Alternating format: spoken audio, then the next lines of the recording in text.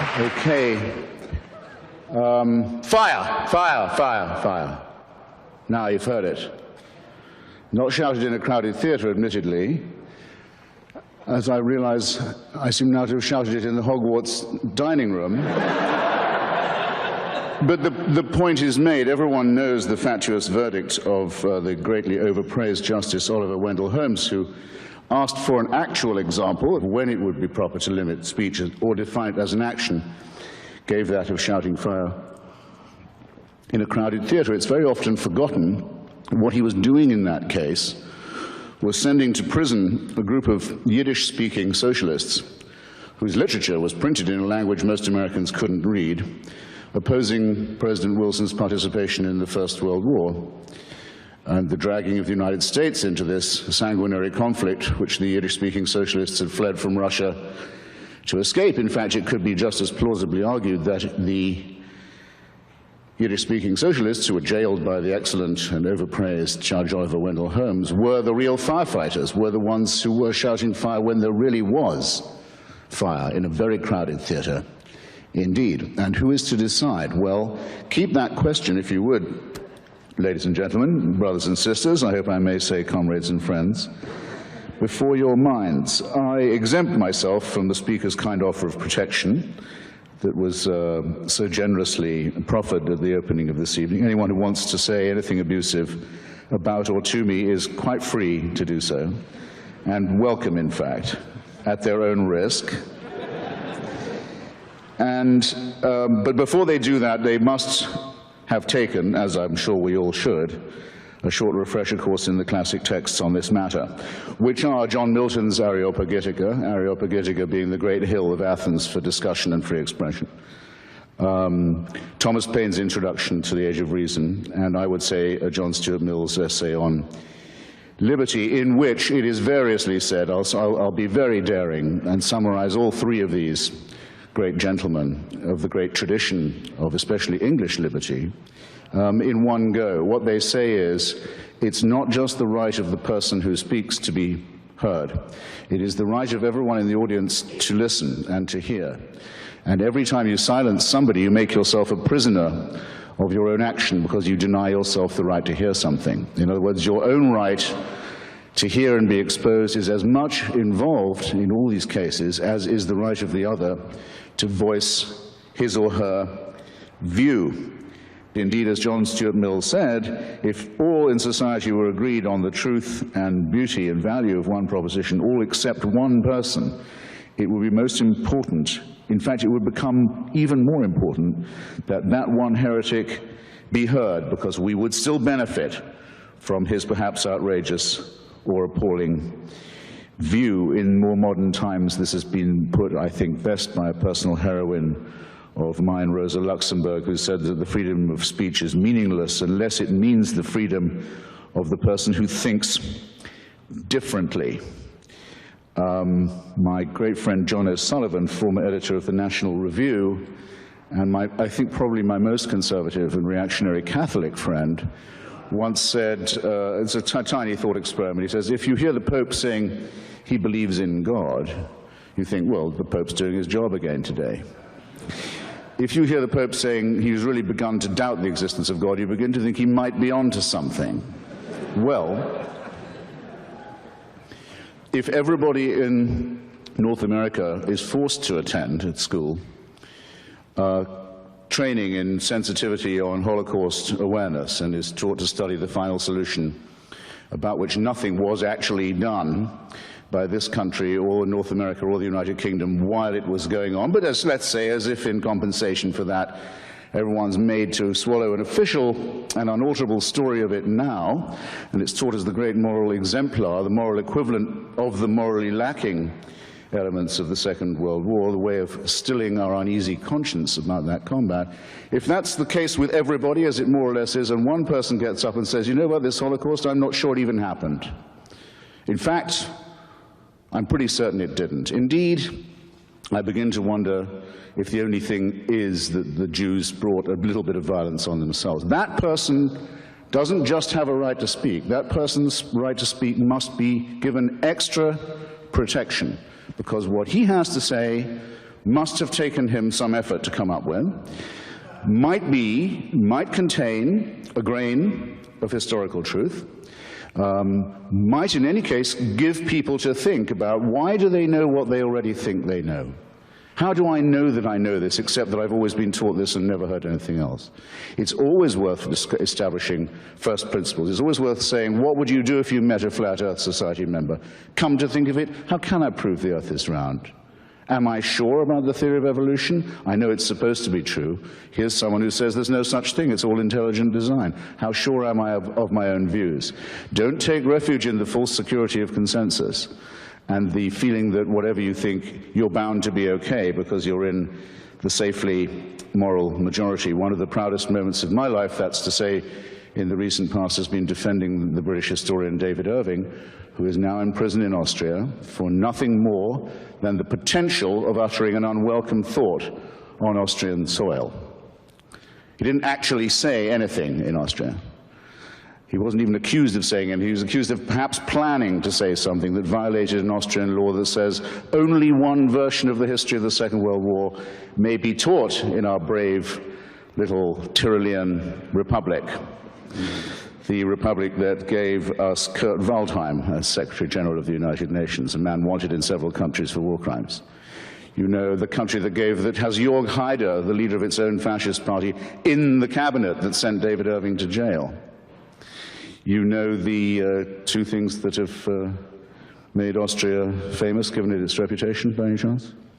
Just while I've got you. I hope there are some Austrians here to be upset by it. Well, a pity if not, but the two great achievements of Austria are to have convinced the world that Hitler was German and Beethoven was Viennese. Now to this proud record they can add, they have the courage finally to face their past and lock up a British historian who's committed no crime except that of thought and writing. And that's a scandal.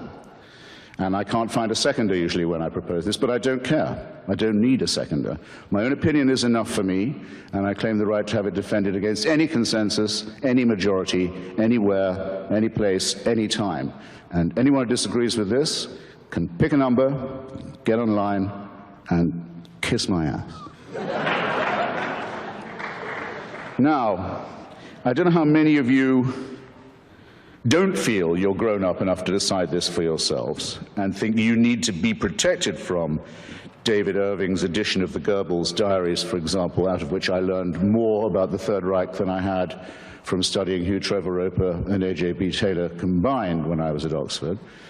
But for those of you who do, I'd recommend another short course of revision.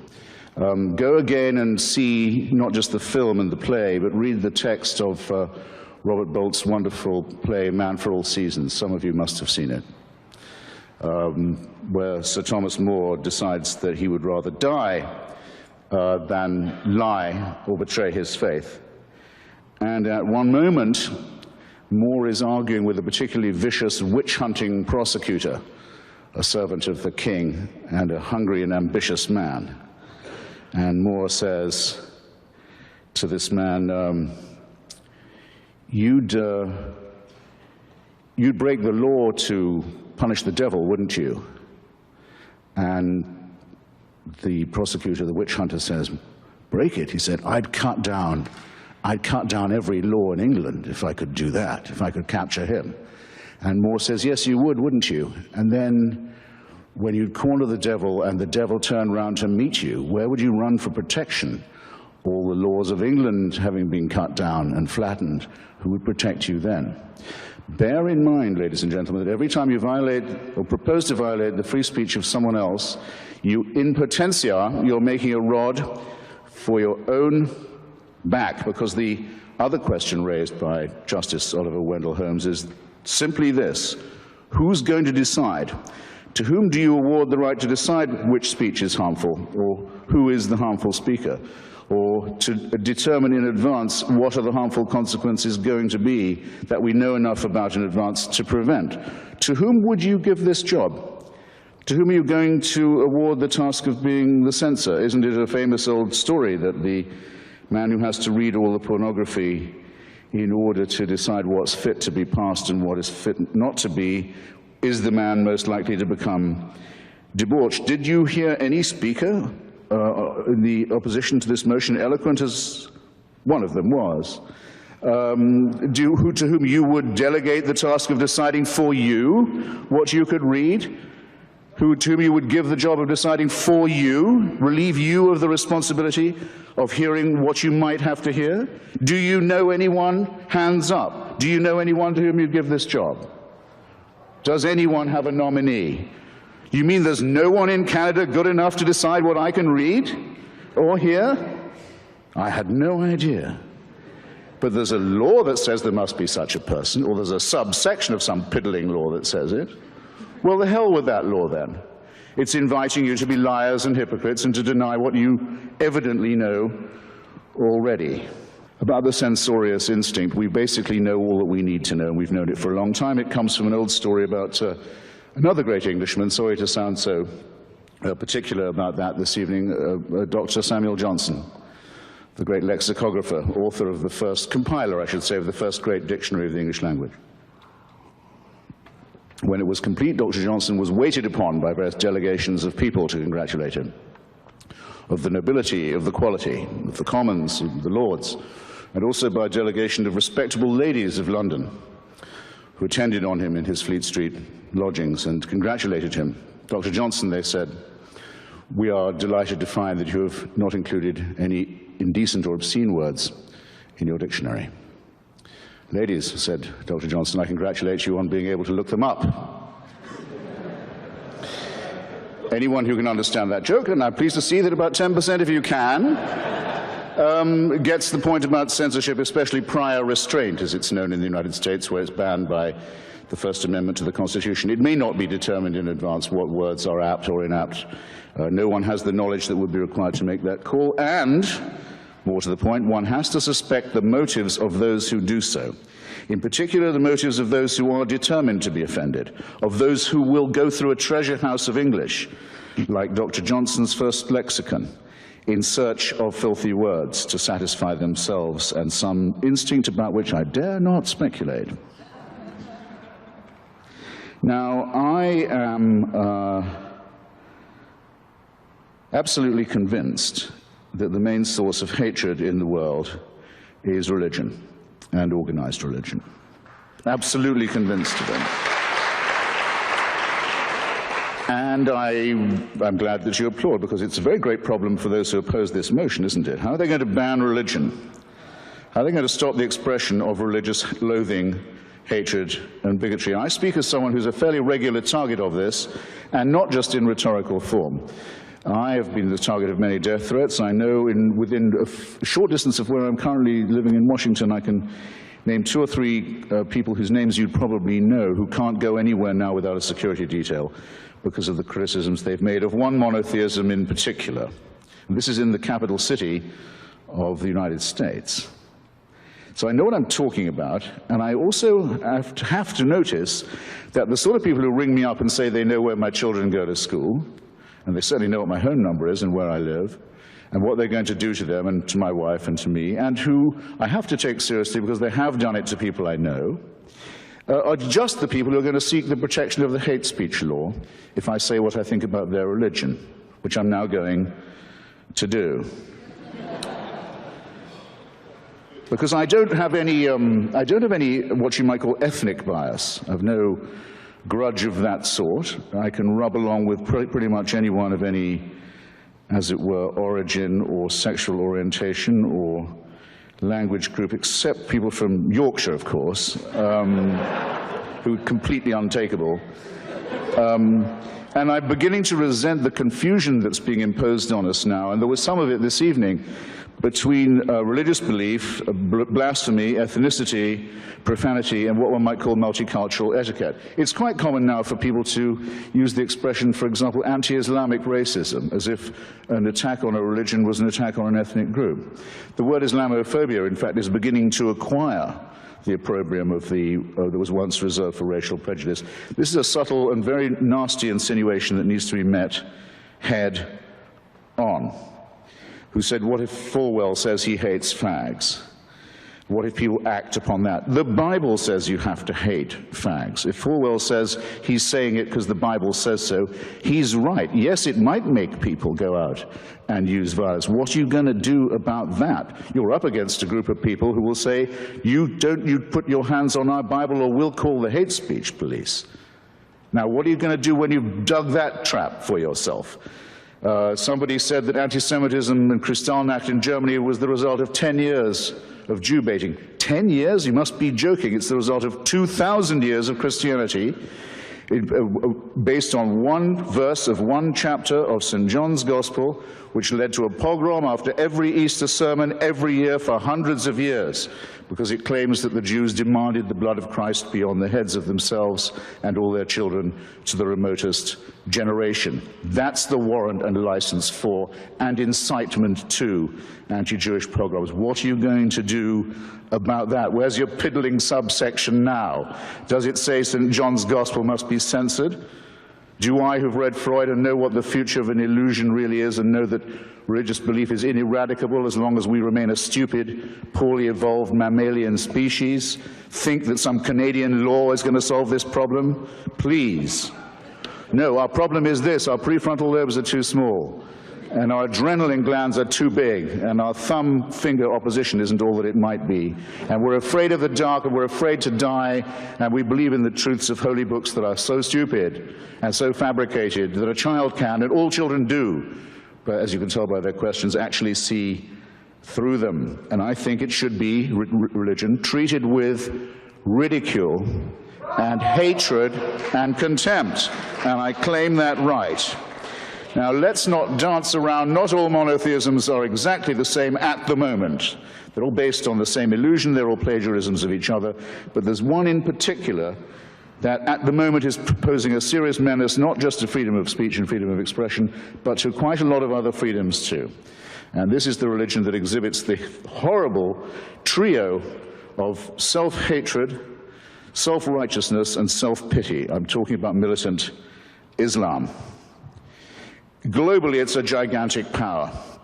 Globally, it's a gigantic power. It controls an enormous amount of oil wealth, several large countries and states. With an enormous fortune, it's pumping the ideology of Wahhabism and Salafism around the world, poisoning societies where it goes, ruining the minds of children, stultifying the young in its madrasas, training people in violence, making a cult of death and suicide and murder. That's what it does globally. It's quite strong. In our societies, it poses as a cringing minority whose faith you might offend, which deserves all the protection that a small and vulnerable group might need. Now, it makes quite large claims for itself, doesn't it? It says it's the final revelation.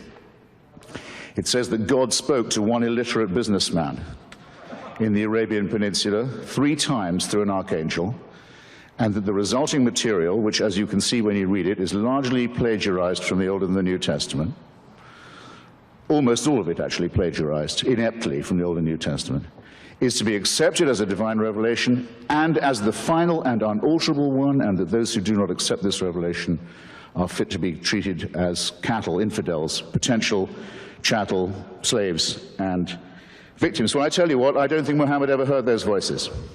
I don't believe it.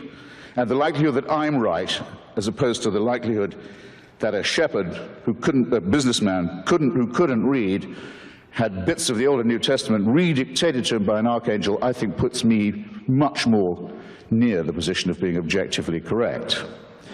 But who is the one under threat? The person who promulgates this and says, I'd better listen because if I don't, I'm in danger? Or me, who says, no, I think this is so silly you could even publish a cartoon about it? And up go the placards, and up go the yells and the howls and the screams. Behead those. This is in London. This is in Toronto. This is in New York. It's right in our midst now. Behead those who cartoon Islam. Do they get arrested for hate speech? No. Might I get in trouble for saying what I've just said about the Prophet Muhammad? Yes, I might. Where are your priorities, ladies and gentlemen? You're giving away what's most precious in your own society, and you're giving it away without a fight, and you're even praising the people who want to deny you the right to resist it. Shame on you while you do this. Make the best use of the time you've got left. This is really serious.